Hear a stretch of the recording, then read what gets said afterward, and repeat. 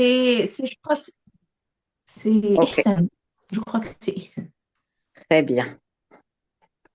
C'est bon, on peut commencer. Bonsoir à Oui, oui. tous. Bonsoir, bonsoir et bienvenue dans ce premier webinaire d'ICF Maroc en 2026. On démarre l'année avec Yves qui nous fait l'honneur de partager avec nous ce webinaire et surtout de parler d'un sujet qui nous tient à cœur, surtout pour les coachs. Alors, les blessures de l'ego. C'est des blessures que nous coachs, souvent, on met des œillères pour éviter de regarder. Mais aujourd'hui et ce soir, nous allons aller explorer ce sujet avec toi, Yves. Merci beaucoup de nous faire le plaisir d'être là. Et Merci, je te merci laisse. à toi, merci à vous. Merci, merci. Fatem Zahra, je te laisse la main pour lancer le webinaire. Merci beaucoup Nadia. Alors, bonjour et bienvenue à toutes et à tous. Donc, comme a dit Nadia, donc, je vous souhaite la bienvenue dans ce webinaire, qui est le premier de cette année et qui est le premier aussi dans le cadre de ce mandat 2026-2027. Donc, je vous remercie, chers pères et amis, d'être présents parmi nous ce soir. Je me présente brièvement. Je suis Fatem Zahra El Esseri. Je suis coach professionnel. Je suis coach professionnel et coach Processcom et formatrice Processcom. Et dans le cadre de ce mandat, je suis en charge de la commission professionnalisation au sein de ICF.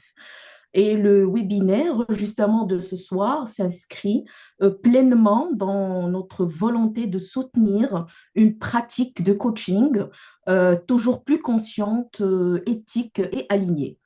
Donc, je suis très ravie d'accueillir ce soir dans le cadre de ce webinaire les coachs, la communauté des coachs, thérapeutes, amis, voilà, toute personne intéressée par les relations d'aide autour de la thématique les blessures de l'ego et la présence du coach, un sujet, comme a dit Nadia, subtil, parfois inconfortable, mais absolument central dans la relation d'accompagnement parce qu'il touche ce qui se joue au-delà de nos outils, des méthodes, des cadres de référence, des diplômes dans la relation elle-même. Donc, que nous soyons des coachs, des thérapeutes ou toute personne qui a un métier où la relation est un axe central, notamment des RH managers, les échanges de ce soir, je l'espère de toutes les manières, vont nous permettre de répondre à la question qu'est-ce que chez vous, chez nous, fait la différence dans une relation d'accompagnement quand nous accompagnons quelqu'un? Est-ce que c'est ce que nous savons ou c'est ce que nous sommes et notre présence tout au long de cette durée d'accompagnement?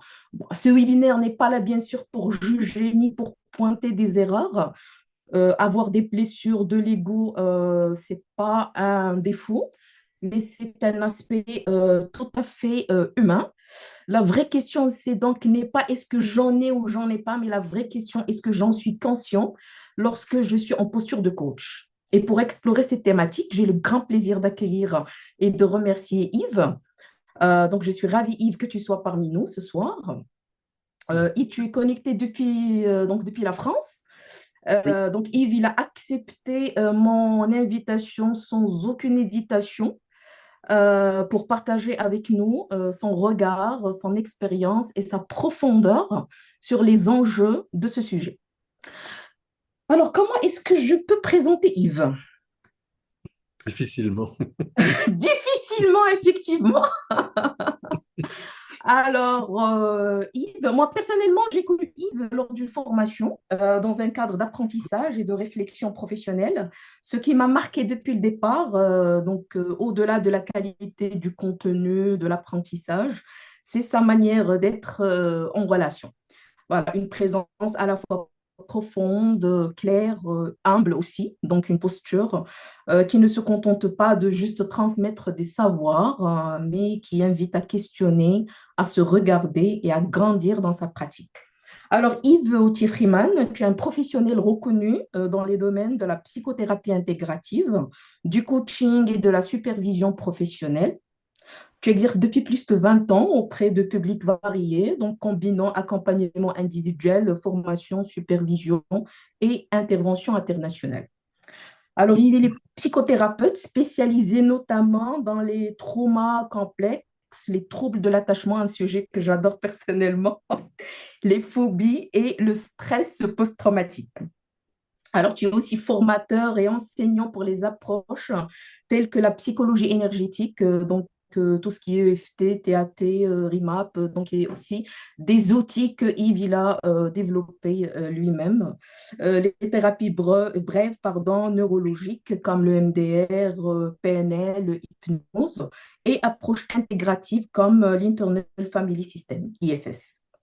Alors, et tu es aussi superviseur certifié pour les praticiens, coachs et thérapeutes avec une pratique qui intègre réflexion clinique, déontologie et ajustement professionnel. Tu as cofondé des structures de formation en psychothérapie, relations d'aide, Thérapeutia et IPRA.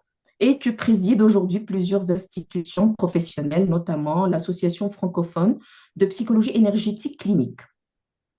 Tu interviens régulièrement aussi à l'international, l'Europe, l'USA, Afrique, Australie pour des formations, conférences et séminaires destinés à des praticiens, coachs, thérapeutes et superviseurs souhaitant approfondir leurs compétences et leur posture professionnelle. Merci Yves encore une fois d'être avec nous aujourd'hui.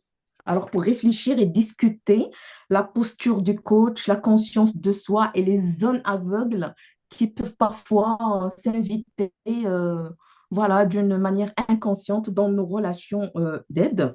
Alors avant que je te donne la parole Yves, je souhaite rappeler que le webinaire, donc il va durer voilà, 1h30 pratiquement selon les échanges, les questions. Il sera enregistré, bien sûr, donc par la suite, donc je peux t'envoyer, sur ta demande, voilà, le replay du webinaire. Alors, chers amis, vous pouvez noter vos questions, puis vers la fin, on va consacrer une trentaine de minutes, et puis Yves, généreusement, il va pas répondre à vos questions, vos interactions, vos réflexions. Et puis aussi pour le confort de l'écoute de chacun d'entre nous, je vous invite juste à désactiver vos micros et puis vers la fin, vous pouvez bien sûr les réactiver pour interagir et questionner Yves. Voilà. Alors pour moi, il est temps de m'éclipser et je te laisse la parole, Yves. Donc voilà, pour peut-être te représenter à ta manière ou pas, comme tu le dis, ou pas, comme tu le dis Bah, toujours. tu étais assez complète, hein, euh, Voilà, donc sans transition, on passe. Donc, je te passe le micro, voilà. Et, merci beaucoup, Fatima Zahar. Donc, merci. merci de m'avoir invité aussi, hein. J'avoue que j'avais déjà fait une conférence pour l'ICF, mais en Belgique, il y a quelques années. Donc, et c'était sur les traumas complexes, justement, expliquer comment on travaillait et aussi les limites de l'intervention du coach et les limites de l'intervention du psychothérapeute, par exemple. Et donc, voilà, donc c'est un sujet qui m'intéresse. J'ai aussi la chance, moi, de faire pas mal de suivi avec un coach qui avait cofondé une école en Belgique qui s'appelait Créa Coach. C'est René Feldman, donc qui m'a aussi supervisé d'ailleurs en coaching pur. Voilà, et donc j'interviens aussi quand même pas mal en supervision d'équipe, notamment en prévention du burn-out, des choses comme ça, dans différents secteurs. C'est aussi des secteurs parastataux, donc vraiment qui dépendent de l'État, comme fait d'asile, hein, qui s'occupe de l'immigration, des demandeurs d'asile, et aussi dans les institutions qui s'occupent de personnes avec handicap physique, mental et retard mental et maladie mentale. Donc c'est vraiment, ça c'est un de mes gros dadas. donc, euh, donc voilà, j'interviens très régulièrement dans ces domaines-là. Je vais partager l'écran avec le petit PowerPoint que j'avais préparé, hein, puisque je sais qu'on est friand de ça, donc très bien. Que j'ai transmis déjà à Fatima Zahra. Alors, voilà, je vais juste le retrouver, il est ici. Voilà. Euh, donc déjà, les blessures d'ego et la présence du coach, en gros, ce qu'on appelle les blessures d'ego, c'est en général toujours en lien avec les blessures d'attachement. C'est pour ça que je les mets en premier. Les blessures d'attachement, je vais un petit peu les expliquer. Euh, les blessures d'attachement, c'est vraiment la sécurité émotionnelle et affective que l'on reçoit quand on est enfant. Et donc, ça veut dire que nos parents sont censés nous donner euh, un environnement sécure. Alors, qu'est-ce que ça veut dire sécure? Ça veut dire qu'on reçoit les nourritures émotionnelles et affectives dont on a besoin. Ça veut dire ni trop, ni trop peu. Et donc, ça, c'est pas toujours évident, donc, parce que c'est pas nécessairement parce qu'on a des mauvais parents. Ça veut simplement dire que l'enfant a des besoins, il a une fragilité ou il a voilà, il rencontre des épisodes de vie, des événements de vie qui peuvent être plus délicats. Et s'il n'est pas guidé correctement, eh bien, ça va être compliqué pour lui parce qu'il va devoir se créer des grilles de lecture. Je rappelle qu'il y a une raison toute simple à cela, c'est que le cerveau émotionnel, qui est quand même une partie très importante de notre fonctionnement, est à maturité aux alentours de 25 ans. Donc, ça veut dire que demander à un enfant de bas âge, ou même à un ado, ou même un jeune adulte de maîtriser complètement ses émotions, c'est juste utopique, c'est pas possible. Hein, le cerveau n'a pas la capacité de le faire. Alors évidemment, il va apprendre, hein, on va l'aider, mais il va beaucoup apprendre aussi par neurones miroirs, c'est-à-dire vraiment parce qu'il va observer autour de lui, il va voir comment fonctionnent ses parents ou les adultes qui sont près de lui ou les grands frères, les grandes sœurs, et il va adapter, il va recopier et reproduire à l'identique quasiment. Quand il va grandir, éventuellement, il va prendre le contre-pied, hein, il va rejeter ce qu'il a vécu si c'était pas OK, et il va parfois basculer dans le sens opposé, ce qui n'est pas toujours mieux. Donc c'est vraiment très important de comprendre ces blessures d'attachement. Euh, Sur ma chaîne YouTube, il y a une conférence d'ailleurs qui a été donnée sur ça. Donc ça, vous pouvez la voir, elle est accessible à tout le monde. Et elle a été donnée dans le cadre du Forum de l'emploi à Strasbourg, qui est un très très gros forum. Il y avait 2000 DRH, des choses comme ça. Donc c'était une grosse conférence, mais qui était intéressante justement parce qu'on a vraiment approfondi le sujet. Donc si ça vous intéresse, allez la voir, elle est là, elle est à disposition sur ma chaîne YouTube. Donc les blessures d'attachement, c'est donc très important. Ça va impacter notre façon d'être et notre façon d'être en lien avec nous-mêmes et aussi avec les autres. Et donc, ça va impacter complètement notre capacité, évidemment, à pouvoir communiquer correctement ou plus difficilement. Et en fonction de ce profil d'attachement, je vais le décrire dans quelques minutes, eh bien, ça va complètement changer notre capacité, justement, notamment à être dans un certain leadership ou un certain accompagnement. Donc, c'est vraiment important de faire attention à ça parce que ça nous impacte toute notre vie si on ne s'en occupe pas et ça va nous donner des traits de caractère. Beaucoup d'outils qui sont utilisés, par exemple, et parfois même en coaching, en thérapie ou en coaching, par exemple les constellations familiales ou l'énéagramme, par exemple, donc ce type de techniques, ce sont des techniques qui montrent des adaptations de personnes qui ont des blessures d'attachement. Si on travaille les blessures d'attachement, normalement, toutes ces grilles de lecture disparaissent parce qu'on revient dans un espace de base où on est vraiment en sécurité et donc on va développer notre capacité d'être en lien, en communication compassionnelle, dans une écoute compassionnelle. D'ailleurs, on développe beaucoup actuellement ce qu'on appelle le management bienveillant. Donc, on cherche dans les entreprises ce type d'écoute parce que ça coûte énormément à l'entreprise le turnover on va dire, des personnes qui viennent travailler au sein d'une entreprise. Il y a un coût de formation qui est énorme. Il y a un turnover énorme pour plusieurs raisons, notamment le management bienveillant ou non, et aussi, évidemment, la congruence entre les valeurs, et notamment écologiques, hein, qui augmentent beaucoup, et les recherches des nouveaux employés qui ne vont plus hésiter, en tout cas les nouvelles générations ne vont pas hésiter à changer de métier ou de boulot très très rapidement, ce qu'on avait moins auparavant. Donc, c'est vraiment important. Et depuis le Covid, en plus, on a un autre phénomène, c'est qu'on a fait une étude il y a 2 ans maintenant, c'était en Belgique et en France. Avant le Covid, on avait 27% des managers, donc des responsables d'équipe, qui faisaient appel par an à une demande, à une assistance de type thérapeutique ou un coaching. Et après le Covid, on est passé à 69% et même parfois 72, 73%. Donc il y a vraiment une augmentation énorme de la souffrance au sein des entreprises. Et donc évidemment, ça vient nous toucher, nous, hein, en tant qu'accompagnants, en tant que coach ou même thérapeute, même si ce n'est pas tout à fait la même mission. Donc, blessure d'attachement, il y a plusieurs cas de figure hein, que je vais expliquer. il y a les traumas simples ou complexes. Donc ça, c'est vraiment les épisodes de vie auxquels je vais être soumis.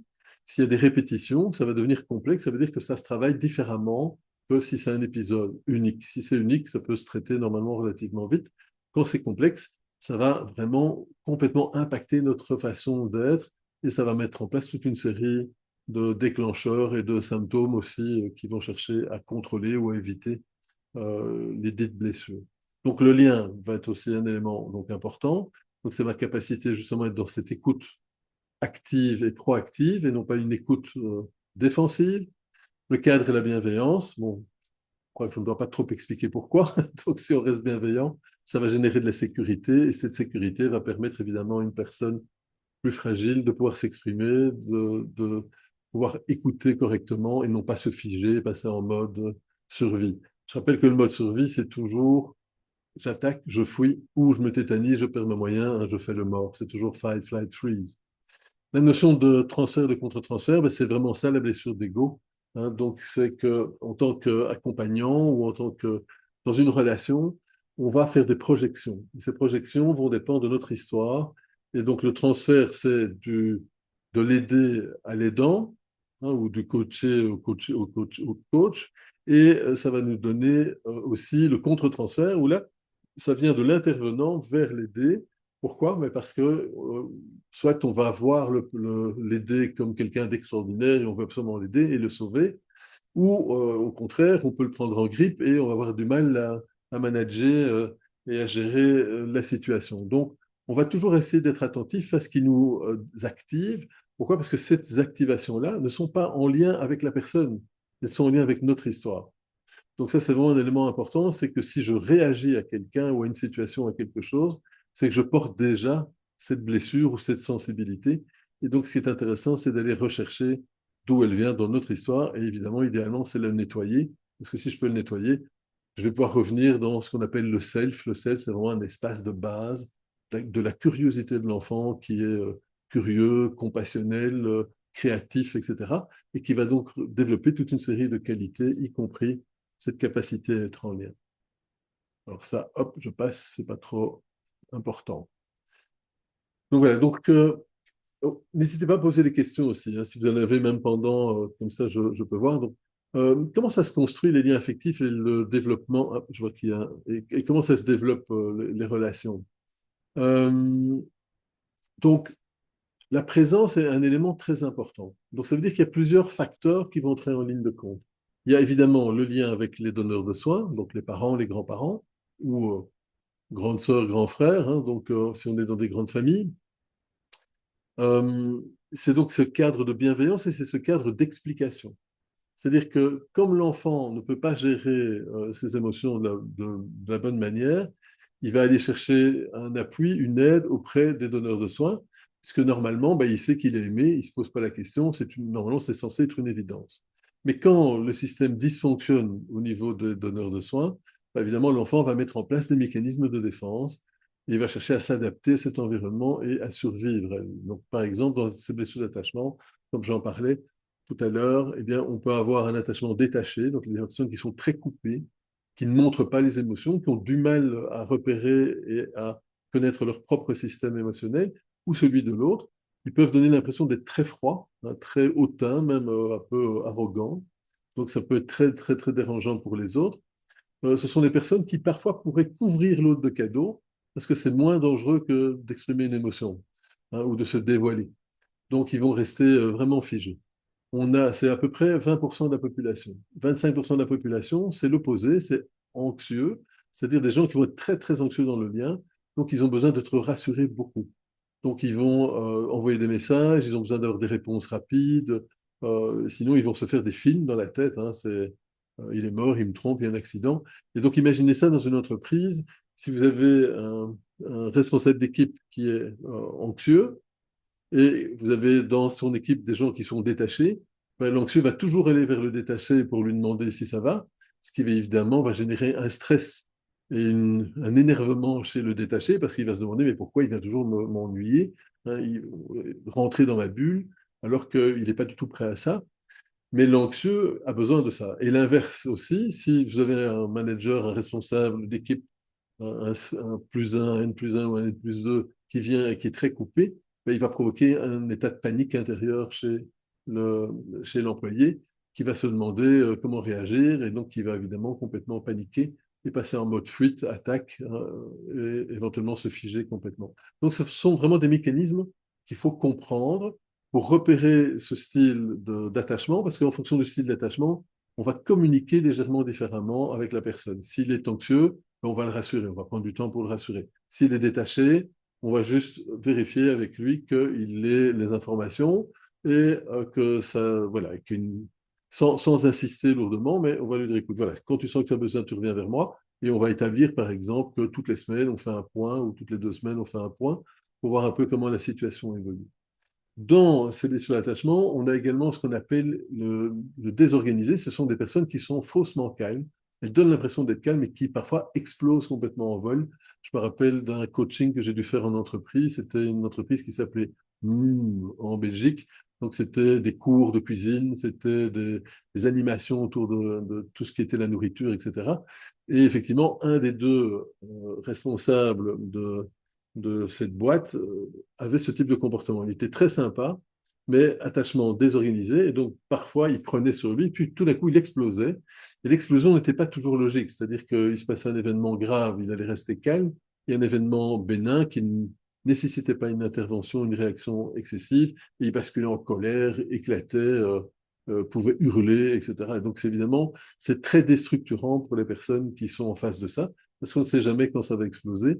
Hein, c'est comme un petit volcan, et évidemment, ça va générer un stress de fond énorme, et qui peut amener évidemment après des décrochages avec des burn-out et autres joyeusetés, simplement parce que les personnes ne savent jamais comment la personne va intervenir.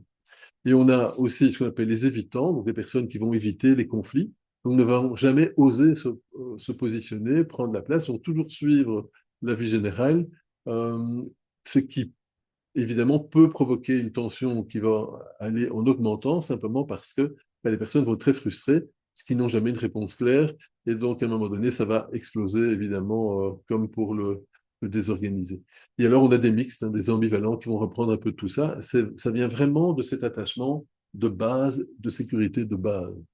Donc il faut être assez attentif à ça, et en fonction ben, du profil, on va adapter notre façon de communiquer pour justement obtenir les informations dont on a besoin. Donc, voilà. Et donc, ça, c'est un petit rappel. Hein. Donc, si vous aimez quelqu'un, le plus grand cadeau que vous pouvez lui donner, c'est votre présence. Donc, c'est effectivement la présence bienveillante qui va être un élément très important. C'est-à-dire vraiment ne pas mettre une pression inutile, mais vraiment venir à la recherche du besoin de l'autre personne pour comprendre son fonctionnement. Donc, on a évidemment comme outil premier pour faire tout ça, ben, c'est notre cerveau et les émotions. Donc, comment ça fonctionne et pourquoi ça impacte mes relations, qu'elles soient professionnelles ou privées? Ben, simplement parce que effectivement, mon cerveau, il fonctionne de façon biologique, donc il va toujours ramener une situation à une situation de vie et de mort. Donc, il faut comprendre que nous sommes formatés comme ça. Hein, c'est un peu l'héritage de notre côté animal. Donc, le cerveau va toujours tout traduire une situation de vie et de mort. Donc, il ne va pas déclencher une petite alerte, il va systématiquement chercher la catastrophe. Donc, ça veut dire que si j'ai un conflit ou un stress avec quelqu'un, ben, mon système va me mettre en situation d'attaque ou de fuite. Et si je ne peux ni attaquer ni fuir, par exemple, si je ne peux pas ni attaquer ni fuir mon boss, eh bien, je vais me tétaniser, je vais perdre mes moyens, je vais me figer.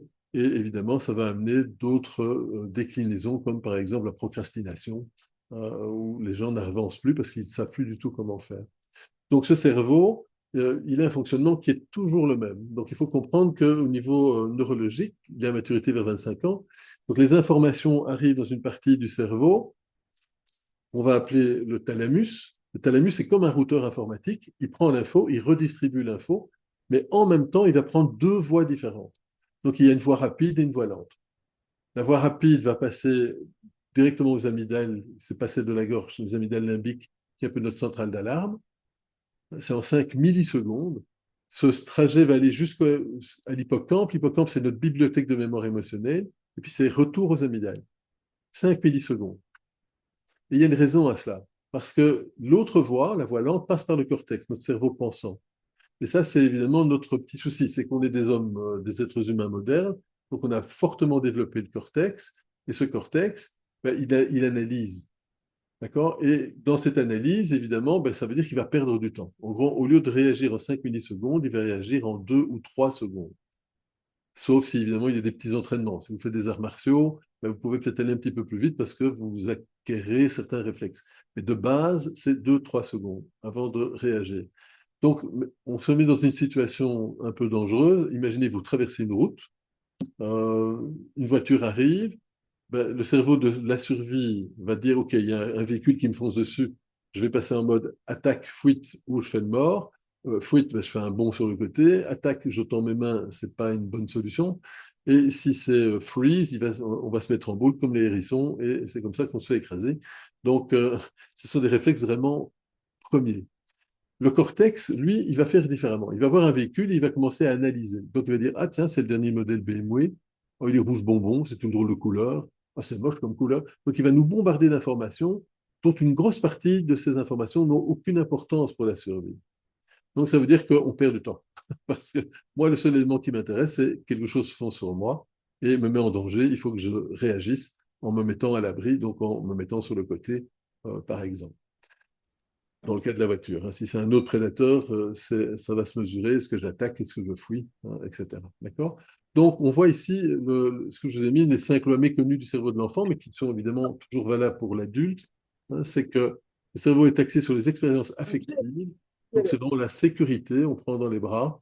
Si on prend dans les bras, ben, on rassure, on crée de l'ocytocine.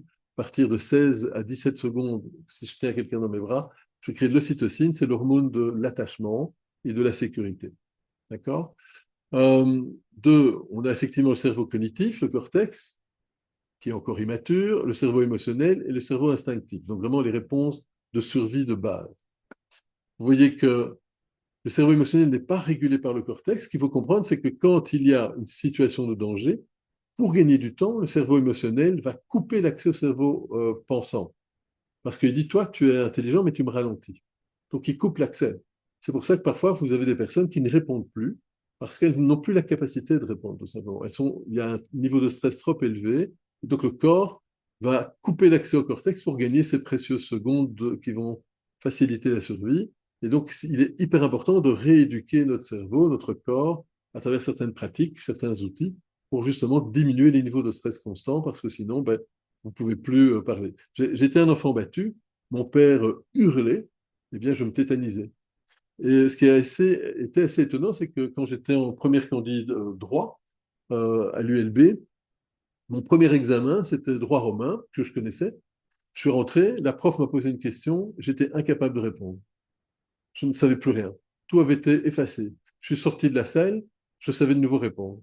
Donc j'étais passé en mode freeze et je ne comprenais pas ce que je vivais, évidemment, hein. À l'époque, ce n'était pas encore très très connu, donc tout ça. Mais c'est vraiment un réflexe, le système se fige. Et donc imaginez ça maintenant dans une équipe, eh bien vous allez avoir le même type de résultat. Et du coup, vous avez l'impression que vous devez répéter 10 fois, 1000 fois les mêmes choses. Et c'est parce que les personnes, à cause du stress, figent et oublient. Donc elles ne peuvent plus reproduire ce qu'elles ont acquis, simplement parce que le système n'a pas pu enregistrer.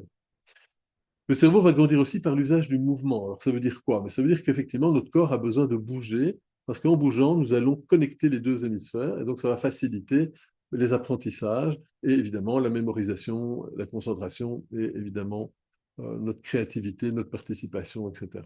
D'accord? Un entourage bienveillant va favoriser la maturation du cerveau. Donc ça, c'est vraiment très important de comprendre. On a fait une expérience sur 50 000 femmes sur des exercices de gratitude. Donc, c'est-à-dire juste remercier pour ce qu'on avait reçu ou remercier, etc. Eh bien, on a observé une diminution de 9% des stress qui pouvaient déclencher des maladies graves. Donc, on a vraiment augmenté la capacité du système immunitaire de mieux fonctionner. Et donc, ça veut dire que dans une équipe, même chose, si vous avez trop de stress et qu'on ne met pas en place des outils de gratitude ou des outils de remerciement pour féliciter les personnes par rapport au travail qu'elles ont accompli, eh bien, on va augmenter les niveaux de stress, on va affaiblir les niveaux du système immunitaire et vous allez vous retrouver tôt ou tard avec un burn-out dans les dents simplement parce que le burn-out, il est en lien direct avec les blessures d'attachement. Pourquoi? Parce que le burn-out, c'est quelqu'un qui n'arrive pas à s'arrêter, parce qu'il est en quête d'une reconnaissance. Et évidemment, la quête de reconnaissance, ben, c'est la blessure d'attachement. Pourquoi? Parce que la blessure d'attachement amène un manque d'estime de soi, qui amène lui-même un manque de confiance en soi, qui elle-même amène un manque d'affirmation de soi. On ne prend pas sa place, on n'ose pas, etc. Et donc, on va finir par perdre tous ses moyens, s'épuiser simplement dans le travail. D'accord? Donc, ça veut dire qu'un entourage stressant va bloquer le développement du cerveau, mais aussi donc, de la créativité et du fonctionnement et aussi de la mémoire et de la concentration. Pourquoi? Parce que mon cerveau n'a pas besoin de retenir pour survivre. Il doit d'abord survivre. Donc, ce sont toutes des fonctions qui vont se bloquer. D'accord? On a aussi un aspect qu'on appelle les réflexes archaïques. Et alors, ici, par exemple, on pourrait faire une mini-expérience. Si vous vous regardez, si par exemple, vous voyez que vous avez vos épaules rentrées, c'est un réflexe de protection. Il y a des petits tests. J'en ai fait un il y a quelques jours. Donc, j'étais à Mohamedia pour donner des cours. Et j'ai montré à un prof de yoga qui expliquait qu'elle avait beaucoup de maux de tête. Donc, c'est typique, un symptôme de figement. Et je lui ai montré qu'un de ces réflexes n'était pas intégré, c'est le réflexe de Moro. Le réflexe de Moro, c'est un réflexe où le bébé va faire un mouvement comme ceci pour se défendre, pour se rattraper quand il y a un bruit ou quand il chute. Eh bien, on a fait un test et la personne était incapable de se laisser tomber en arrière avec quelqu'un qui pourtant était derrière pour la rassurer. Ce sont des mécanismes qui vont complètement inhiber notre capacité à être en sécurité. Et donc, ils ont un impact très, très fort dans notre développement. Le fameux fight, flight, freeze, donc c'est ce que je viens d'expliquer. Alors l'attachement, c'est pas une nouvelle forme de bondage, hein, donc ça n'a rien à voir avec des pratiques sexo. Ça veut simplement dire que l'attachement, c'est vraiment une base de sécurité. Si je n'ai pas cette sécurité, je n'aurai pas d'estime de moi. Et donc ça va évidemment développer toute une série d'adaptations pour essayer de survivre à mon environnement. Ça va aussi déclencher la peur de l'abandon ou du rejet. Donc, imaginez à nouveau dans un travail au niveau professionnel ce que ça va gêner. Et donc, imaginez maintenant en tant que coach ce qu'on appelait les blessures de l'ego. Eh bien, c'est en lien avec quoi? Si je réagis à ce que l'autre me dit ou à ses comportements, c'est parce que ben, soit j'ai une faible estime de moi, et donc je me sens attaqué, agressé, et donc je passe en mode attaque en l'occurrence, ou en mode fuite, je ne veux plus aller bosser avec cette personne, ou figement, je ne sais pas comment me positionner. On va avoir l'anxiété liée à la séparation, éventuellement. J'ai besoin de reconnaissance, et donc si l'autre ne donne pas de nouvelles, je vais commencer à me faire des films, à me dire, mais, peut-être qu'il ne m'aime pas, ou peut-être que j'ai dû faire quelque chose de mal, et donc je vais commencer à augmenter mes niveaux de stress. La difficulté à être soi-même, simplement parce que ben, comme je n'ose pas prendre ma place, hein, m'affirmer, par manque de confiance, et elle-même qui vient d'un manque d'estime, ben, évidemment, je ne sais pas ce que je veux faire. L'attachement rapide aux gens, ça c'est aussi un symptôme. Je peux m'attacher très vite avec les gens et très vite me détacher, ou l'inverse, très vite m'attacher et rester complètement fusionnel, ce qui va générer évidemment chez les personnes qui ont un attachement sécure un gros questionnement. On va se demander mais pourquoi cette personne vient tout le temps vers moi, etc. Ça peut être aussi des difficultés à accepter les critiques. Donc ça, on peut retrouver ça aussi, par exemple, aussi dans certains critères du manipulateur. Donc ça, c'est une autre thématique. Mais on retrouve toute une série de façons d'être dans la manipulation. Ça peut être effectivement ne jamais accepter les critiques. Ça peut être prêcher le faux pour savoir le vrai. Ça peut être prendre une position haute pour justement ne pas montrer nos fragilités. Ça peut être mentir aussi, hein, pour ne pas dire. Ça peut provoquer aussi, par exemple, l'évitement. On va fuir des discussions parce que ça, on est trop mal à l'aise, on ne veut pas le faire. On peut tenir et adapter nos discours en fonction des personnes qui sont en face de nous. On ne tiendra pas les mêmes discours. On peut dire qu'on va faire des choses, mais on ne les fait pas. Donc, etc., etc. Donc, il y a toute une série de critères qu'on peut retrouver dans la manipulation, mais qui viennent aussi toujours, en partie, en tout cas, de ces fameuses blessures d'attachement qui viennent toucher complètement à l'ego et à notre image. Donc, notre image, c'est vraiment les croyances que je développe sur ce que je dois mettre en place pour me protéger sur base de ce que j'imagine être une agression ou du déni ou une dévalorisation, etc. D'accord? Donc ça, j'ai expliqué, hein, anxieux, détaché, désorganisé, ambivalent. Voilà, donc par exemple, un évitant, hein, donc il va falloir examiner ce besoin conscient de faire plaisir. Ah oui, oui, hein, si ça vous rend heureuse, Et donc ça, c'est typiquement l'évitant, hein, donc il va toujours dire oui, donc jamais dire non, toujours suivre ce qui est proposé, et évidemment, ça va générer quoi? Bah, ça va générer une montée de stress qui va évidemment amener des problèmes de communication parce qu'on ne se comprend pas, on n'est pas sur le même niveau. Donc ce fameux leadership et ce qu'on appelle les parts, hein, donc ça vient toucher à ce qu'on appelle les égostés, les états du moi. Donc ça, c'est aussi quelque chose qui est important de comprendre, c'est que dans ce développement de l'enfant et de l'adulte, bien, pour nous adapter et pour survivre à notre environnement, on va déclencher ce qu'on appelle des sous-personnalités. Alors, c'est ce qu'on analyse hein, dans certains, par exemple, énéagrammes ou ce genre de choses. Mais ces sous-personnalités, elles ont des fonctions. C'est-à-dire que le modèle IFS, par exemple, ou SEB, hein, Self-Emotional Balancing, ça a fait l'objet d'études, de recherches, et donc on sait que le cerveau va fonctionner comme ça. Donc, par exemple, si j'ai un épisode qui est difficile, qu'on appelle un trauma, que je n'arrive pas à digérer, on va générer ce qu'on appelle un exilé, c'est vraiment une partie hein, qui est en souffrance. Elle va développer elle-même ce qu'on appelle un fardeau, c'est-à-dire de l'angoisse, de l'anxiété, de la peur, de la tristesse, parfois de la colère, qui sont une sorte d'appel à l'aide hein, pour qu'on s'occupe de cette blessure. Si on est trop jeune, trop petit, ou si l'environnement n'est pas sécure, eh bien, on n'arrive pas à obtenir cette aide. Donc, notre système va générer des protecteurs. Donc, c'est vraiment une deuxième série de sous-personnalités. On confond souvent ça avec nos traits de caractère. Et donc, premier type, on va appeler ça des pompiers. Pourquoi? Parce que ces pompiers, ce sont des mécanismes de défense, d'évitement de la souffrance, qui vont chercher à limiter cette souffrance. Et donc, on va voir apparaître les TOC, les ruminations mentales, les addictions, les phobies, les comportements excessifs, hein, sexoliques, workoliques, sportoliques, etc. Et ce sont des vases communicants. Si j'abaisse un de ces symptômes, ben, j'en ai un autre qui prend la place. Donc, je veux arrêter de fumer, je mange plus, je veux manger moins, je fume plus, je fume moins, je travaille beaucoup plus. Donc, c'est des vases communicants. Pourquoi? Parce que ce sont des symptômes. Ce n'est pas le problème. Ce qu'on doit chercher, c'est ce qu'ils cachent. Donc, ça, c'est une des difficultés en coaching, par exemple, parce que comme en coaching, on s'occupe du moment présent et du futur pour développer, laisser la personne trouver ce qu'il doit mettre en place pour obtenir les objectifs qu'on a déterminés avec lui. Là, on est un peu bloqué parce que ça, c'est clairement un travail de psychothérapie, par exemple. Donc là, c'est des référents. Par exemple, j'ai des coachs qui m'envoient certains de leurs clients pour faire un travail spécifique en tant que thérapeute. Et idem, si, bon, je pourrais les accompagner en coaching, mais c'est pas ma tasse de thé. Donc, ce que je fais, c'est que quand j'ai des gens qui viennent pour un coaching pur, eh bien, je les renvoie vers des coachs que je connais, avec qui je collabore, pour qu'ils soient accompagnés en fonction de leur demande de coaching. Et comme ça, comme disait l'autre, les moutons seront bien gardés, donc, ou les vaches. Donc, chacun sur son territoire, chacun fait un boulot, mais c'est complémentaire. Et donc, ça aide beaucoup les personnes parce que ça les aide vraiment à comprendre qu'il y a une différence et on n'utilise pas nécessairement les mêmes outils, même si on peut avoir des outils communs, par exemple, qui peuvent aider en coaching ou en thérapie. Je pense à de l'hypnose, je pense à du tapping, justement, les stimulations de points, ou même les ego-states, hein, les états du moi. C'est intéressant pour comprendre comment s'adresser aux parts et donc à la personne. Donc, on va essayer de repérer tout ça pour traiter ces sous-personnalités.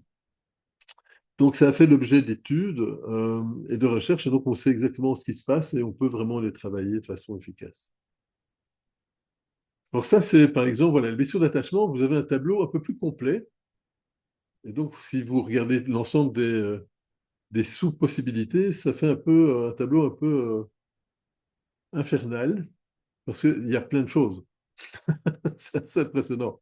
Donc, voilà, on peut avoir des problèmes au niveau du comportement, au niveau de mon identité, de ce à quoi de ce que je ressens dans mon corps, au niveau académique, au niveau des relations. Et donc, on va répéter comme ça toute une série de problèmes. Hein. Donc, voilà, je peux me sentir concerné par l'ici et maintenant, ou alors je vais résister au changement, même des tout petits changements. Par exemple, ça, c'est aussi clairement des symptômes qu'on retrouve dans des réflexes archaïques non intégrés, parce que on régresse dans ce type de cas. Par exemple, des personnes qui ont des difficultés à faire des choix, hein, la procrastination, etc., le burn-out, le bore-out et toutes les déclinaisons autour de ça.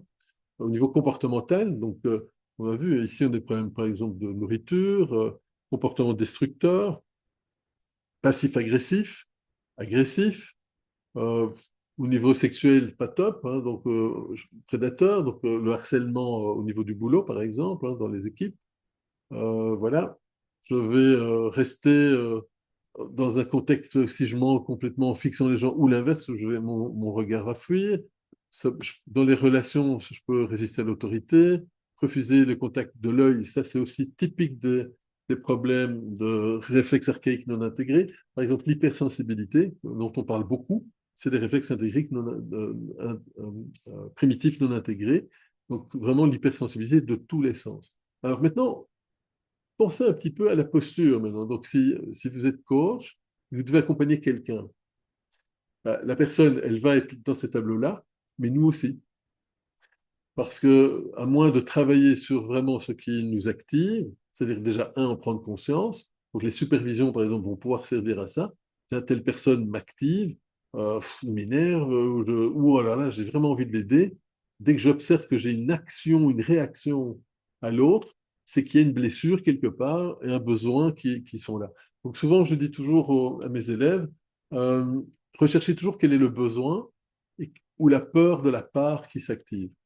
Et la part, c'est donc la cognition qui est là. Donc la cognition, je rappelle, c'est la croyance bloquante ou limitante, ou du style, ben, je me sens impuissant, ou je me sens sauveur, je dois sauver, ou je me sens incapable, je me sens rejeté, je me sens abandonné. Bref, toujours rechercher le besoin et la peur. Et quand on fait ça avec un tableau comme celui-là, ça permet de repérer un peu où la personne fonctionne, et du coup, aller rechercher si je suis bien sur des blessures d'attachement ou sur des traumas ou des épisodes de vie plus compliqués, ou aussi un fonctionnement qui parfois s'est installé en réaction à l'environnement dans lequel la personne a progressé et s'est développé, mais qui est resté automatique, sans que la personne ne le soit nécessairement.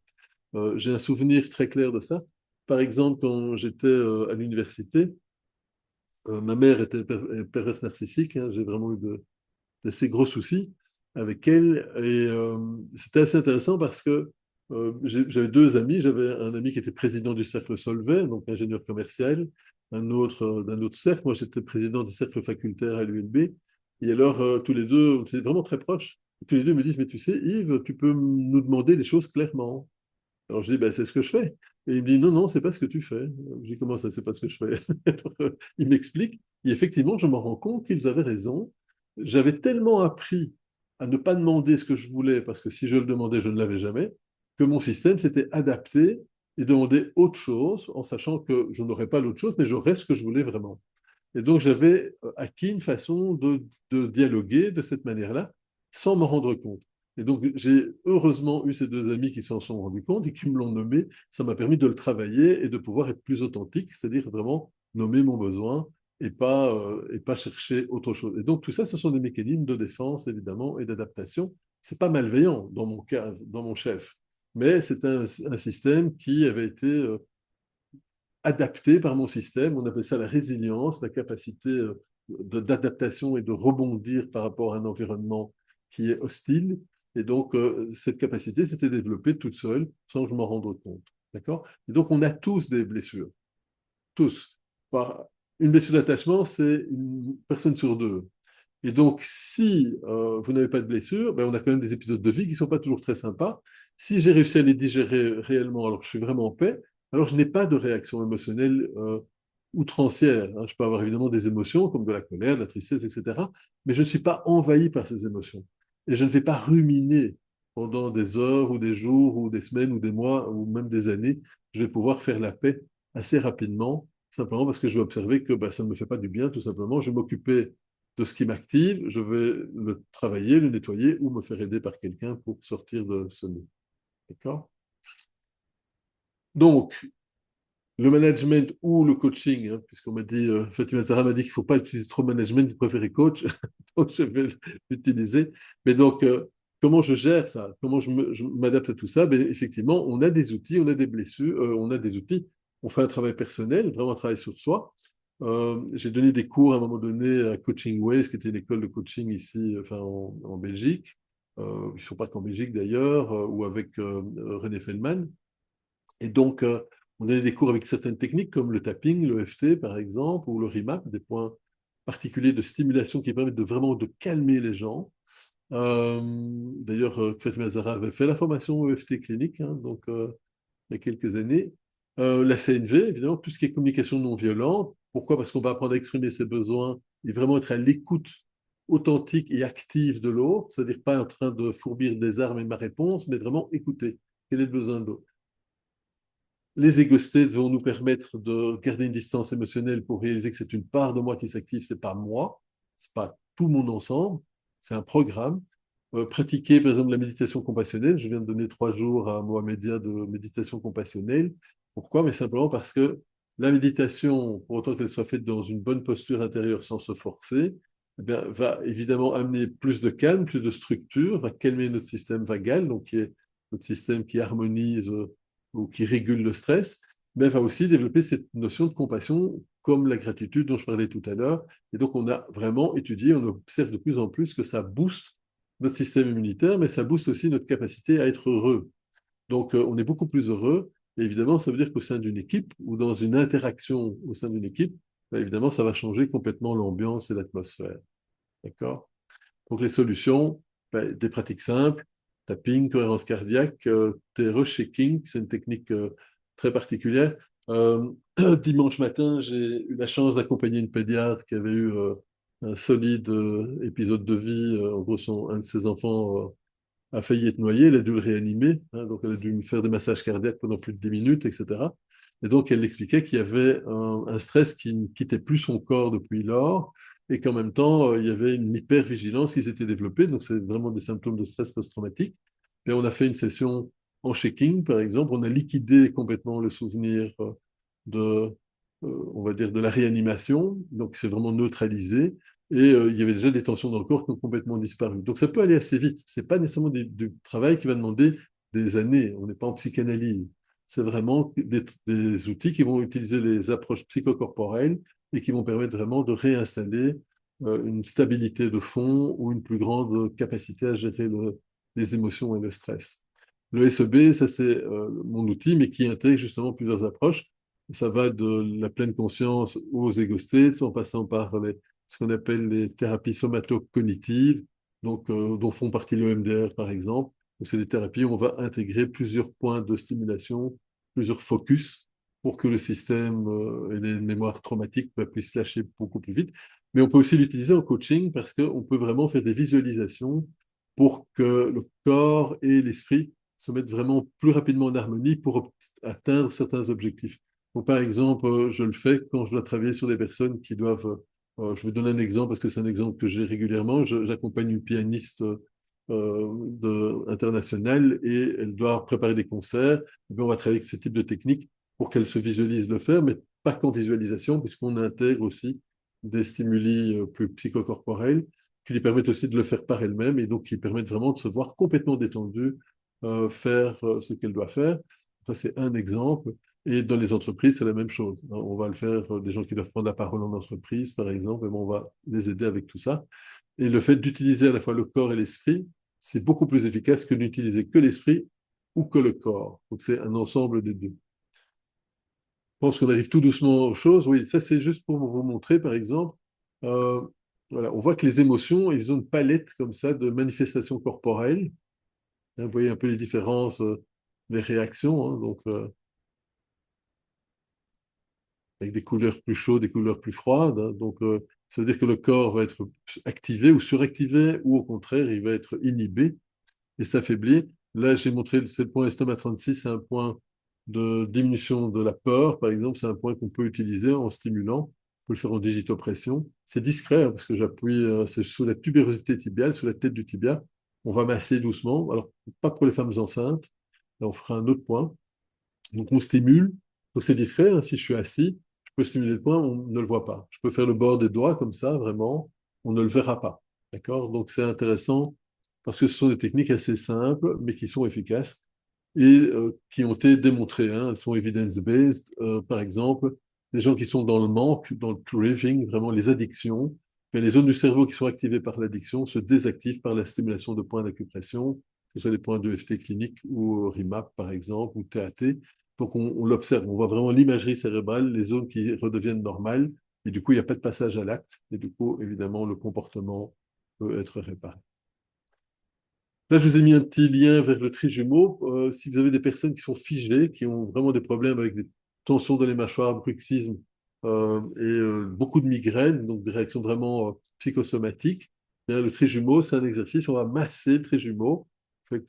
Donc, le trijumeau, c'est un nerf qui est en trois parties. Il fait le tour des yeux, il descend le long du nez, comme ça, et il passe sur les pommettes, mâchoire supérieure et mâchoire inférieure. Et on va simplement stimuler. Si vous faites l'expérience, vous allez sentir votre visage qui va complètement se détendre. Donc, quand vous sentez que vous êtes trop stressé ou que vous êtes dans une certaine impuissance, par exemple, ben, c'est clairement des points qu'on peut faire. Je vous ai mis les liens vidéo, comme ça vous pouvez les faire après si vous avez envie. C'est vraiment un nerf qui est très très important. Il est aussi en lien avec le nerf vague. Le nerf vague, on l'étudie de mieux en mieux, notamment pour tout ce qui est dépression, mais aussi les figements, les personnes qui n'arrivent pas à se mettre en marche. Parce que ce nerf vague, on l'appelle vague parce qu'il est un peu partout dans notre corps, mais il passe par exemple ici, le long du cou. Il passe aussi ici, le long des tempes. Et donc, c'est un nerf qui va provoquer ce fameux figement, ou s'il est suractivé, qui va créer un épuisement de fond. On est tout le temps fatigué, par exemple. Donc, on va essayer d'aller stimuler ce nerf vague par des stimuli, ça peut être des points, ça peut être des massages, etc. Et par exemple, il y a une étude actuellement qui se fait pour justement pour les dépressions. Donc, on fait des tests pour le moment avec un appareil qui vient entourer les zones du nerf vague. C'est un appareil qui est introduit par chirurgie et qui vient compenser, stimuler un petit peu cette suractivation ou cette sous-activation. Un peu comme d'ailleurs on commence à le faire aussi pour Parkinson. Hein, dans certaines zones du cerveau, on met des petites puces pour venir essayer de stimuler quand on a besoin. Voilà ma présentation. Alors au niveau de... Voilà, on avait décidé de garder plus de temps pour les questions, parce que en fonction de vos besoins, peut-être que vous avez des questions plus particulières. Je reviens avec ça. Mais donc, cette notion d'ego, hein, si je reviens à la thématique de cette présentation, l'ego, c'est vraiment l'expression d'une blessure d'attachement, c'est-à-dire une insécurité de base. Donc, si on veut sortir de ça, on doit aller réparer cette insécurité de base. Comment je vais le faire? Ben alors, des techniques, des visualisations, du tapping, un travail thérapeutique éventuellement. Si vous accompagnez des personnes en coaching avec ce type de profil, il y a clairement, il faut trouver aussi des stimulations, pas rester uniquement dans le mental. Pourquoi? Parce que si la personne est trop activée, elle va passer en mode freeze. Et c'est pour ça d'ailleurs que vous voyez que parfois les personnes n'arrivent pas à se mettre en marche. Hein, le système est gelé. On doit d'abord sortir de ça, revenir en mode attaque ou fuite, c'est-à-dire que on va remobiliser notre corps et notre esprit de façon à pouvoir sortir de ce nœud-là. Ça peut prendre du temps aussi parfois, ça dépend comment on va faire, et on va aller reconstruire cette estime de soi par une série de pratiques. Ça peut être la compassion, ça peut être la méditation compassionnelle, ça peut être aussi d'autres techniques comme le shaking, etc. Voilà, voilou. Merci beaucoup, Yves. Un grand merci pour ce partage très riche.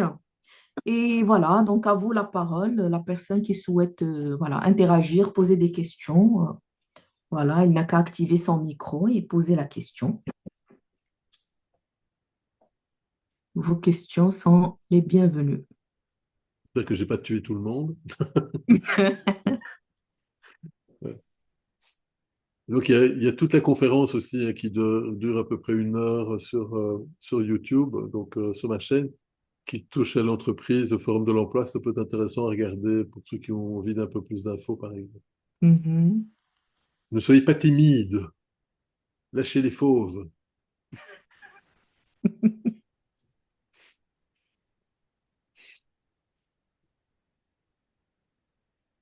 Ah, Allez, j'y vais.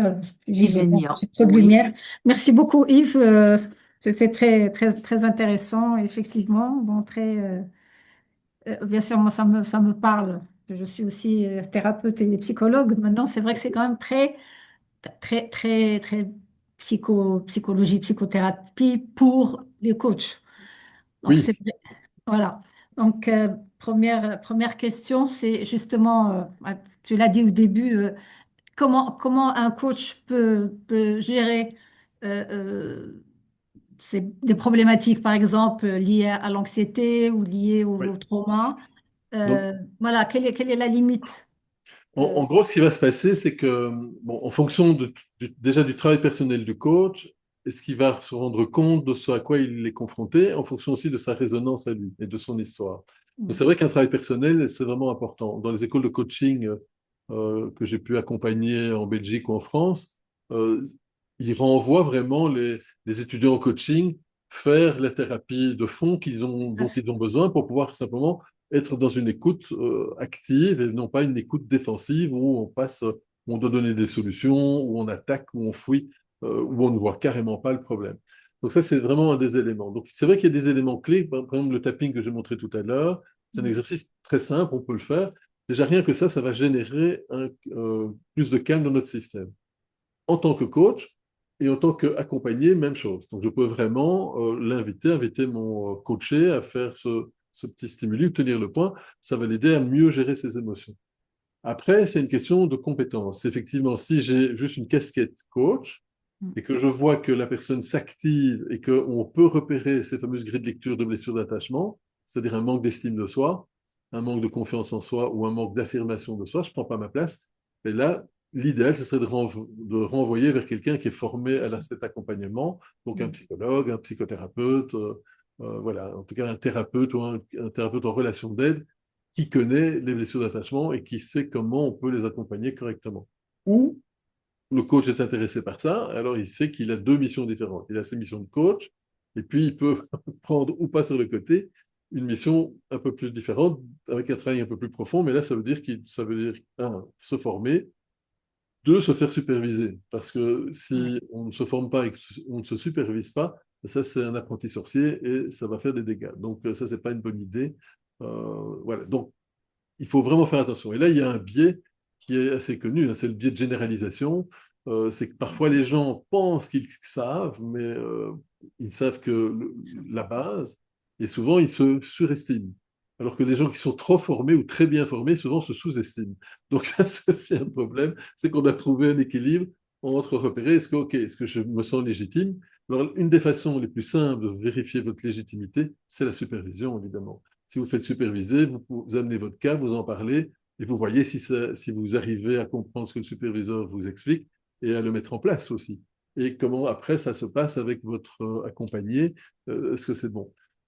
Maintenant, si vous êtes coach, et que donc vous n'allez pas dans le passé, eh bien, dès qu'il y a des soucis qu'il faut les traiter dans le passé, pour cette partie-là, vous renvoyez automatiquement vers un thérapeute. Hein, ça sera beaucoup plus simple pour vous, parce que vous allez vous mettre moins de stress, et ça sera beaucoup plus efficace aussi pour la personne, pour le client, parce que effectivement, vous risquez de lui faire perdre du temps, voire même de faire des choses un peu moins sympas. Euh, Petit exemple, par exemple, la PNL, hein, je connais, je fais la formation aussi en même temps que l'hypnose, la PNL en trauma complexe, dans des études qui ont été faites avec des outils différents pour comparer des traumas complexes sur des vétérans de guerre, la PNL, par exemple, retraumatise. Donc, alors, c'est pas beaucoup, mais elle retraumatise quand même. Donc, elle est à peine au-dessus du placebo. Donc, il faut faire attention. C'est pas un outil pour ça. La PNL, par exemple, va être très intéressante pour comprendre les sous-modalités, les niveaux logiques ou ce genre de grille de lecture, mais c'est pas un outil de travail sur la thérapie. Ça, c'est pas une bonne idée. Oui, un trauma simple, bien sûr, aucun souci. Parce que si c'est simple, c'est simple. Mais dès que c'est complexe, et en plus, il y a des blessures d'attachement, là, il faut être très attentif parce que en gros, il faut savoir sur quelle pièce il faut aller travailler en premier et puis lesquelles par la suite. Et pas dire, ah oui, je fais tout le passé ou je fais que le présent. Ben non, ça ne fonctionne pas comme ça. Donc, il y a vraiment des grilles de lecture à connaître. Et en plus, celle que j'expliquais tout à l'heure, y compris même des réflexes archaïques qui nous impactent. Hein. C'est vraiment assez impressionnant. Hein. Donc, ces réflexes nous impactent, y compris dans l'apprentissage, le lien, etc. Donc, voilà. Merci. Merci, C'était Tigena. important de le préciser en tout cas. Oui, Voilà. oui, mais merci à toi de me poser la question. C'est vrai que c'est très important. Merci beaucoup. Merci Tijani pour ta question. Merci Yves. J'ai ici une question sur le chat de JN. Oui.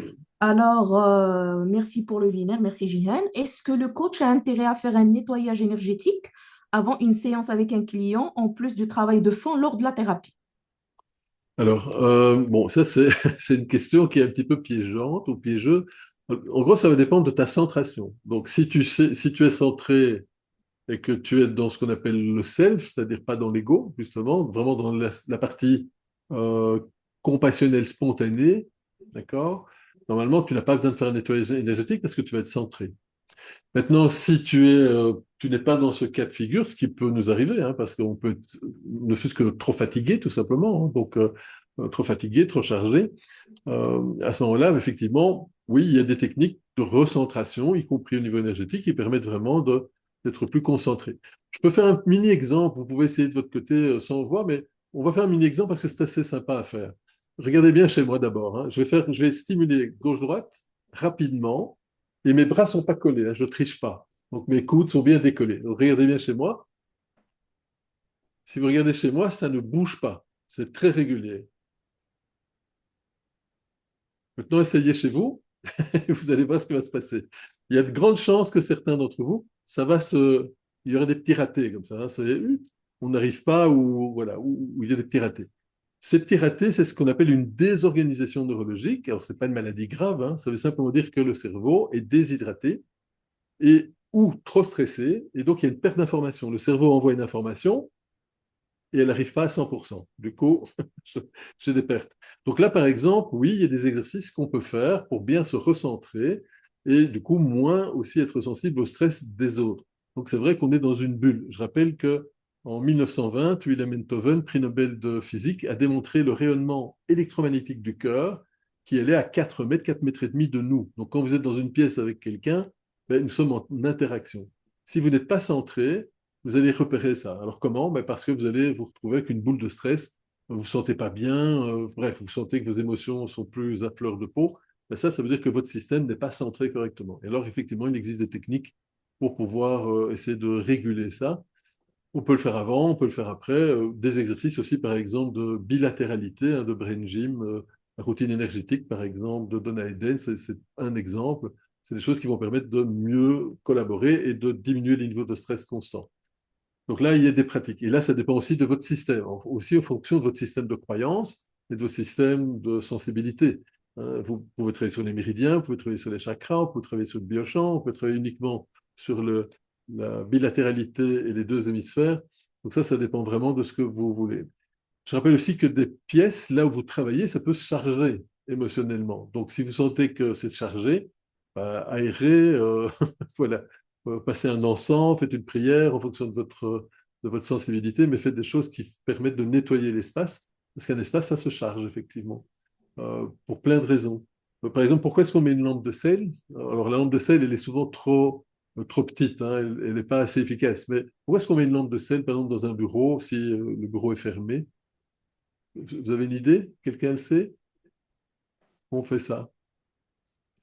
Alors, oui, vas-y, Fatima. Non, j'ai dit non. Ah, tu sais pas.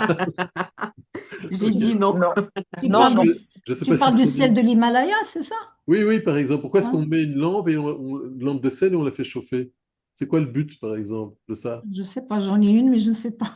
C'est très joli, hein, c'est très Oui. beau, etc. Mais ça a une raison, ça a une raison. En gros, ce qui se passe, c'est que si vous êtes dans une pièce, évidemment, si les fenêtres sont ouvertes, il n'y a pas de problème, d'accord? Mais si la pièce est fermée, eh bien, on va positiver l'air, donc on va faire des ions positifs, et donc ça va charger notre capacité de concentration. On va perdre notre concentration, on va se Ah, fatiguer ok. nerveusement, etc. Et donc la lampe de sel, quand elle est chauffée, elle sort des ions positifs, donc négatifs, pardon. Donc elle vient rééquilibrer ce système, et donc ça permet de garder une meilleure concentration. C'est pour ça que moi j'en ai une grande là, mais même une grande là, là où je suis dans l'espace, elle est trop petite. Donc, mais voilà, ça sert notamment à ça. Donc il y a toute une série de choses, hein, comme ce petit mouvement que je vous ai montré, ben, ce sont effectivement des pertes d'informations. Si vous voulez, je peux vous montrer un deuxième exercice qui peut vous permettre aussi. Croisez les chevilles, tout simplement. Croisez vos chevilles. Et puis vous croisez à l'opposé les poignets. D'accord? Donc, cheville, poignet. Puis vous ramenez les mains paume contre paume et puis vous ramenez sur votre torse. Si vous avez des douleurs au niveau des bras, vous gardez les bras tendus. D'accord? Mais normalement, maintenant, quand vous êtes comme ça, le bras qui est au-dessus doit être la même que la jambe qui est au-dessous, que la cheville qui est au-dessus. Si ce n'est pas le cas, vous avez déjà fait un nœud. Normalement, je l'ai corrigé. Parce que, qui arrive, hein, ce qui montre déjà qu'il y a une désorganisation, entre parenthèses, mais bon. Donc, simplement comme ça. D'accord? Et maintenant, vous allez respirer normalement, mais vous allez pousser la langue contre le palais quand vous inspirez et laisser reposer la langue contre les dents du bas quand vous expirez. Ça s'appelle le cook hooks up, le crochet de coupe vers le haut, et ça vient toucher à la polarisation de nos cellules. C'est-à-dire que c'est notre système bioélectrique, si vous voulez, d'accord? Normalement, cet exercice, si je le fais correctement, on le fait pendant 1 à 2 minutes. Si votre corps est correctement chargé et les hémisphères collaborent correctement, vous allez sortir de la détente. C'est comme une prise terre, ça enlève le mauvais stress. C'est très rapide. En 1, 2, 3 minutes, on sent, ah, ça fait du bien. Si vous sentez qu'il ne se passe rien, sauf évidemment si vous êtes déjà dans l'état de Bouddha ou de Bouddhette, mais si il se passe rien, normalement, c'est pas bon. Et si vous vous stressez, c'est pas bon non plus. Ça montre que votre système a déjà pris trop de stress, plus la déshydratation, et au lieu de calmer, ben, ça donne l'effet inverse de l'effet que vous devriez avoir. Et ça, c'est des choses que vous allez repérer. Vous faites des tâches que vous avez l'habitude de faire, que vous aimez, et au lieu que ça se passe bien, vous sentez que vous vous stressez. Et ça, c'est votre corps qui a déjà pris trop de stress. Donc, on va faire le Kukuksop, langue en haut, langue en bas, et si jamais ben, ça ne détend pas, à ce moment-là, on va corriger. Donc, on va faire par exemple du cross-crawl. On va essayer de séparer d'abord les deux hémisphères, puis les recroiser correctement, notamment avec cette routine énergétique dont j'ai déjà parlé de Donna Eden, par exemple, qu'on trouve sur Internet hein, ou sur ma chaîne YouTube aussi. Donc, c'est assez intéressant parce que ça peut aller très vite. Hein. Je fais ça, langue en haut, langue en bas, 1 minute et pouf, ouais, ça enlève le mauvais stress. Donc, si je sais que j'ai eu une conversation un petit peu enquiquinante, ben, je le fais directement. Si je peux faire aussi un peu de tapping pour bien dire à mon cerveau que je suis pas en train de me faire attaquer par le grand méchant loup et je ne vais pas me transformer en chauve-souris, je peux vraiment travailler et calmer mon système. D'accord? Ça, ce sont des petites techniques qui sont intéressantes. Le lien chaîne YouTube, tu tapes mon nom tout simplement. YouTube, Yves Wautier ou Yves Wautier Freeman. Je peux le mettre dans le chat et tu vas la trouver tout de suite. Je mets régulièrement des exercices, y compris de cet ordre-là. C'est au moins une fois par semaine, parfois plus. Donc il y a 150, 160 vidéos, je pense. Il y a plein de trucs, y compris des réflexes. Donc voilà. Et par exemple, si vous avez un jour, ça c'est libre, si un jour vous avez une demande particulière, n'hésitez pas à m'envoyer un petit mail. Hein, je mettrai sur YouTube un exercice particulier. Je le fais régulièrement pour mes élèves. Hein, donc voilà. OK? Oui, une autre question peut-être? Merci beaucoup, Yves. Avec plaisir. Est-ce que je peux poser une autre question? Bien Tu sûr, permets, Tijani. Zara. Bien sûr, Tijani, Allah Oudi. Euh, Yves, tu as dit que on entend parler de plus en plus, on voit de plus en plus de personnes qui se disent hypersensibles. On Oui, parle d'hypersensibilité et tu as dit que c'était c'est les réflexes ces archaïques personnes normalement. réflexes archaïques Oui. non intégrés.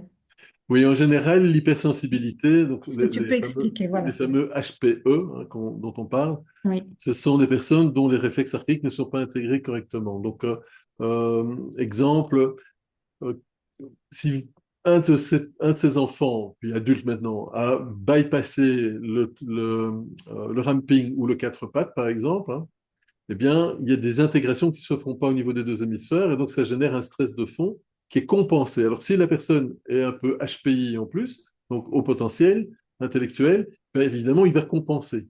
Mais le cerveau ne fonctionne pas correctement. Donc, ça va déclencher aussi tout ce qui est TDAH, par exemple. TDAH, 9 fois sur 10, ce sont ces problèmes-là. Donc, on va travailler sur les réflexes. Je viens de donner un cours à Mohamed il y a 2 jours sur le sujet.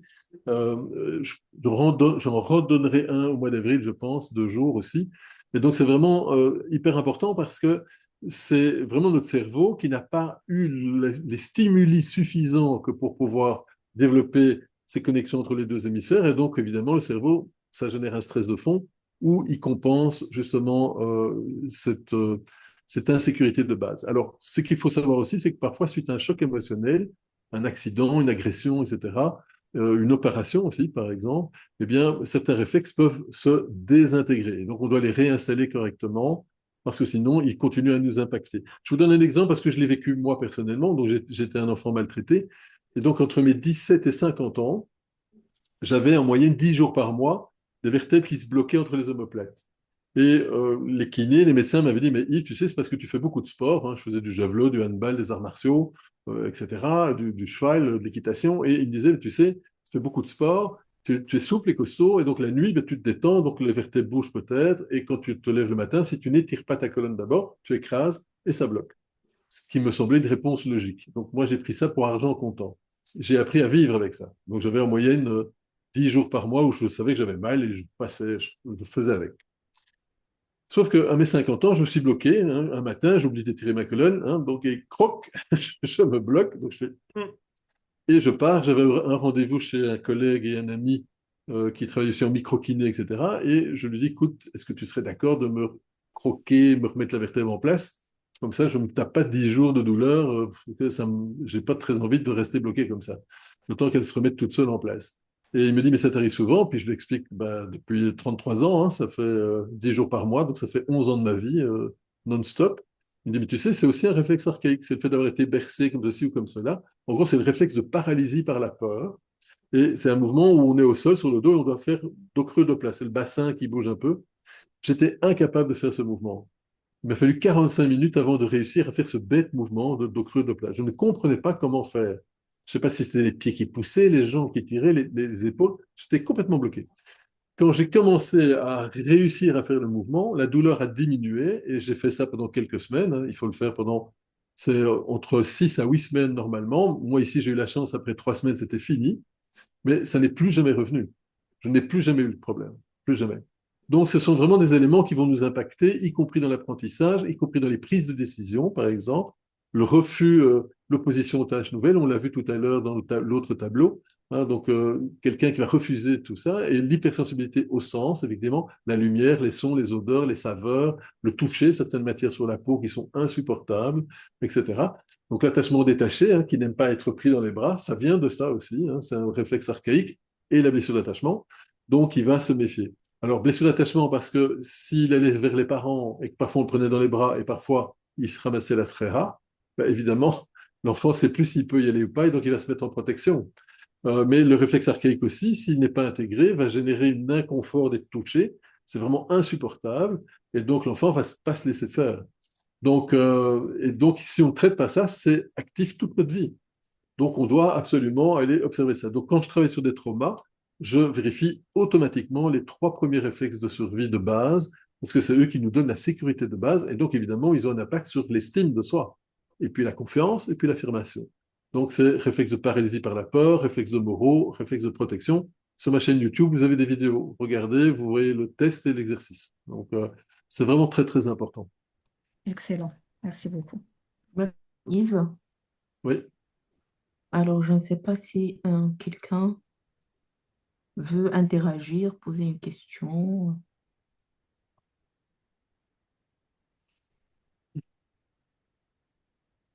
Hmm.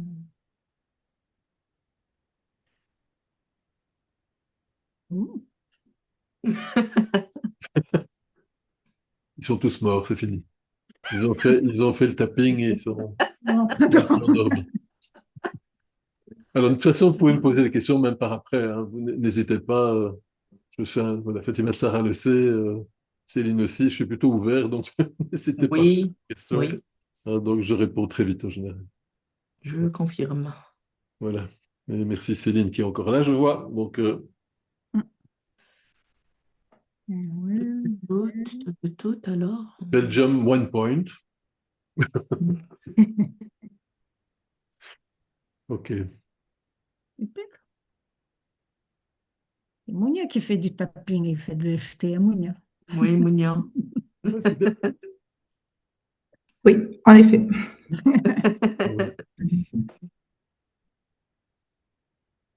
Ouais.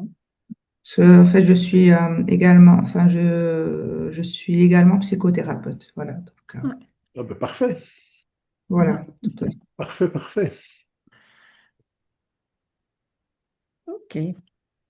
Bah, je ne Ah, sais pas. Alors, est-ce que Nédia, ces exercices et constats, trauma différents, on cherche très peu. Différents doivent être pris en charge.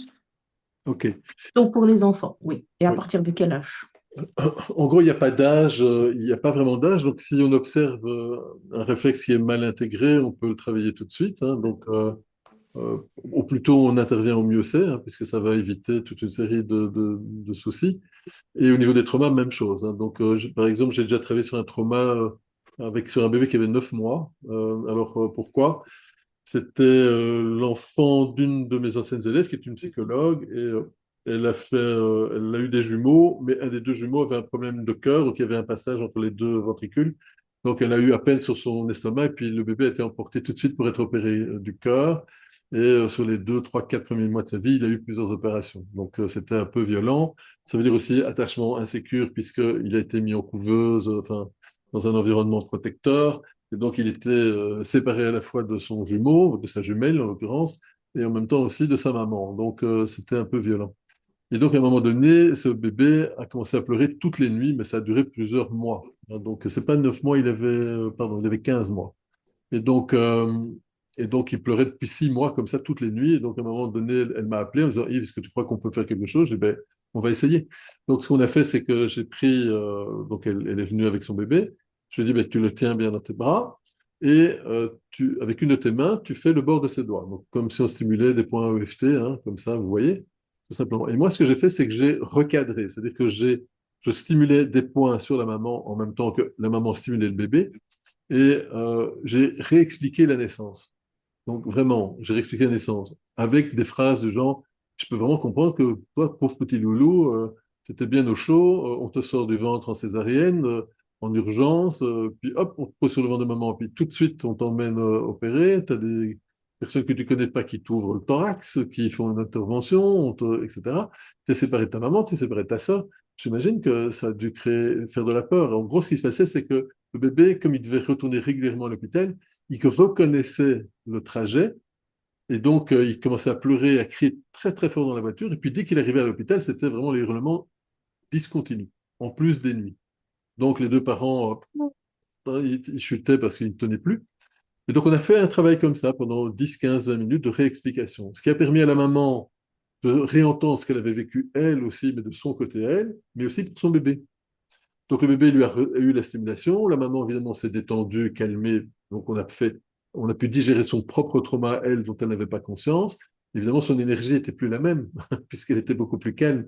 Et donc le bébé aussi était beaucoup plus calme, puisqu'il y avait de la sécurité qui a été remis. Et le fait de réexpliquer aussi, même avec du vocabulaire adapté, ben, a permis vraiment de défaire le nœud, et c'était terminé. Donc on a fait une session, c'était fini. D'accord? Les enfants, ça peut aller très vite. Hein, donc ça peut vraiment aller très très vite, ils sont très réactifs.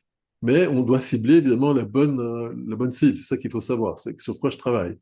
Hein, c'est pas, voilà, c'est pas la gare Y qu'on travaille sur tout ce qui est là. Non, si on fait un ciblage plus clinique, ben, on sait sur quoi travailler, on va gagner beaucoup de temps. Je vais donner juste cet exemple parce que c'est un exemple que j'explique souvent. Il y a des années d'ici, 15 ans, presque 20 ans déjà, j'ai une femme qui vient me voir pour une phobie de l'avion. D'accord? Phobie de l'avion déclenchée 4 ans avant. Donc, on sait d'un point de vue clinique que si un symptôme apparaît, ben dans l'année qui précède, il y a dû y avoir un événement qui fait que ce symptôme apparaît ou c'est un déplacement de symptôme, c'est un changement de symptôme.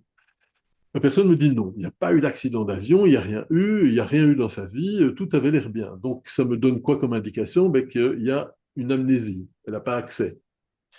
Donc, comme je la questionne, j'ai est-ce qu'il y a eu des abus, des violences, des accidents, des agressions, trop de déménagements quand tu étais petit, par exemple, parce que ça génère une insécurité de fond, ça fait une blessure d'attachement, ça, tout simplement, déjà, etc., etc. Donc, je passe tout en revue, elle me dit non.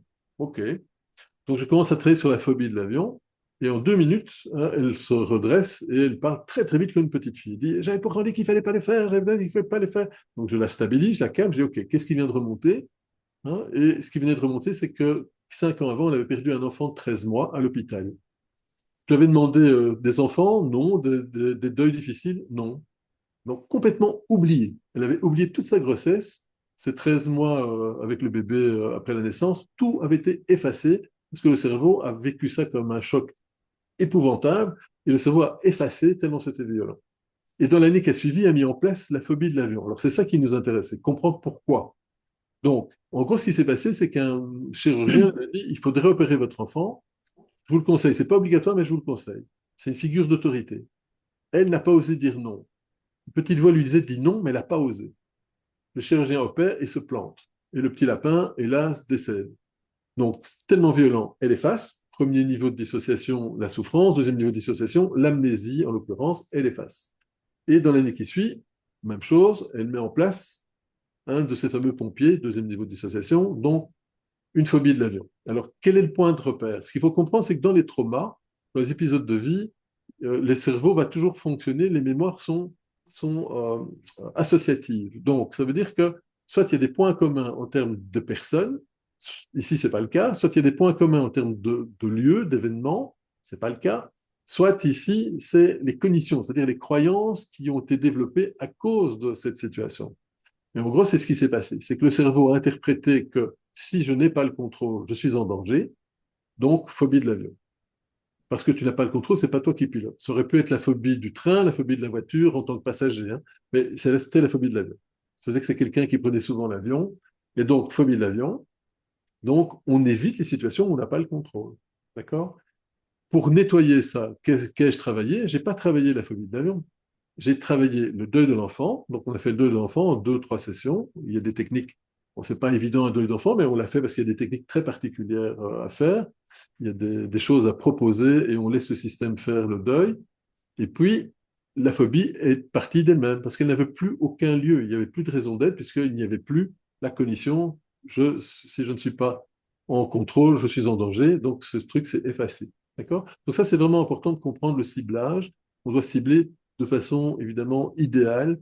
Et là, il y a des techniques pour apprendre ça. Quand on a créé l'EFT clinique en 2010, Brigitte Ansoul et moi-même, on l'a fait pour ça, parce qu'on travaillait sur des traumas complexes et on voyait que ça ne fonctionnait pas, l'EFT. Ça ne fonctionnait pas de façon classique.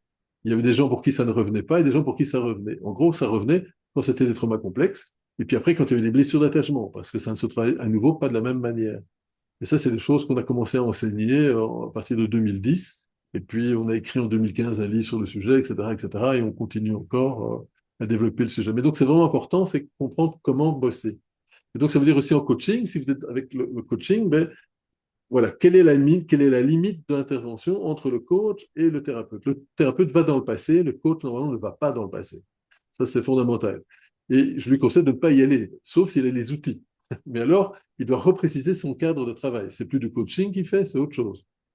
Et peut-être qu'il peut avoir les deux missions, mais c'est important de clarifier pour éviter voilà, les activations aussi de nos propres systèmes de défense en tant qu'accompagnant, thérapeute ou coach, ou relation d'aide, et pour l'accompagner aussi. C'est important de clarifier, parce que sinon, ça va créer des relations ou des attentes peut-être inattendues.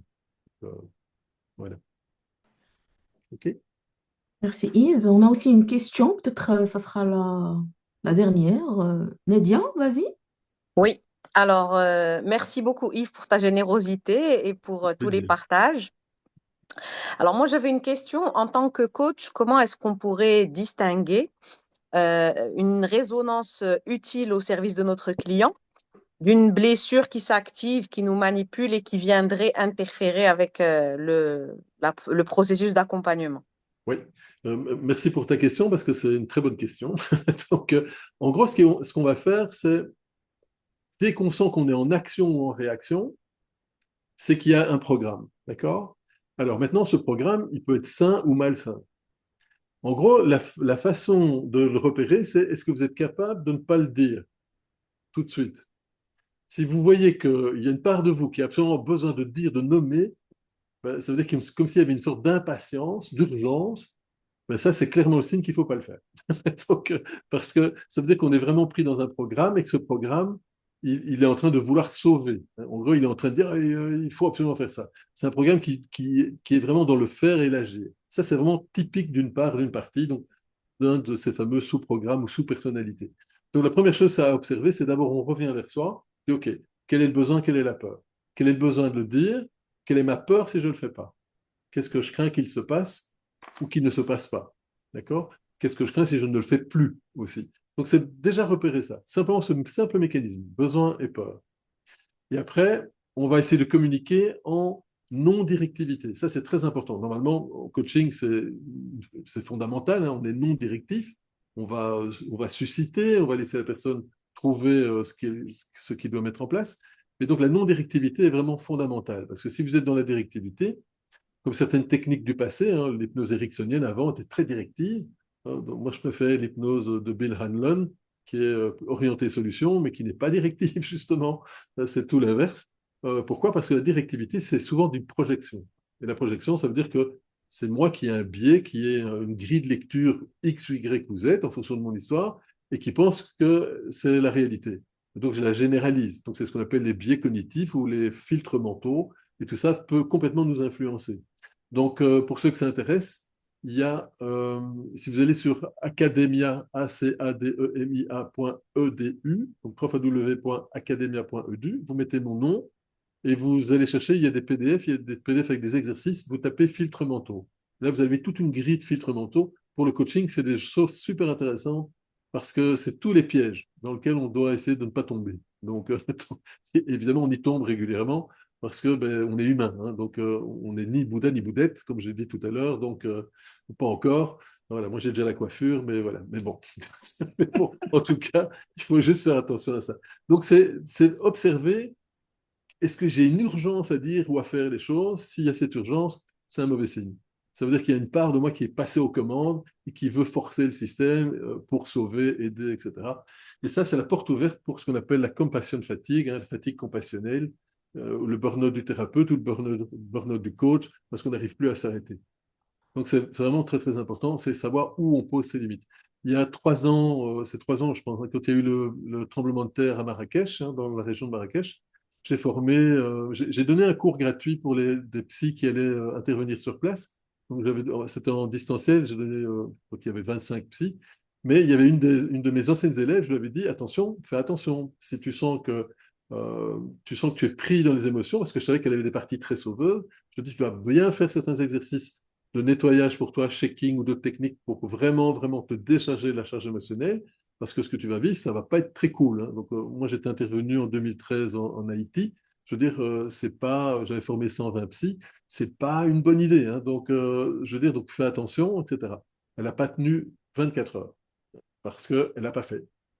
Après, elle m'a appelé. Et donc, on l'a aidée, je l'ai déchargée. Et après, elle a pu de nouveau se restabiliser. Mais c'est vraiment important. Je veux dire, parfois, on ne s'attend pas au choc émotionnel. Et si on est pris dans notre système hein, de sauveur, ici en l'occurrence, ben évidemment, on va sortir de notre cadre et on va aller dans le mur tôt ou tard. Donc, la supervision à nouveau va être importante parce que ça permet peut-être de relever ça. Et le superviseur va peut-être le repérer et le nommer et ça va permettre d'éviter la catastrophe. Merci Yves. Avec plaisir, toujours.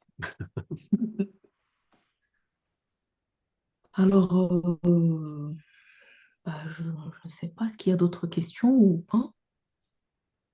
Avec plaisir, Khadija. Merci à tout le monde. Bah, Ben voilà, ça va être voilà. l'heure d'aller manger pour moi.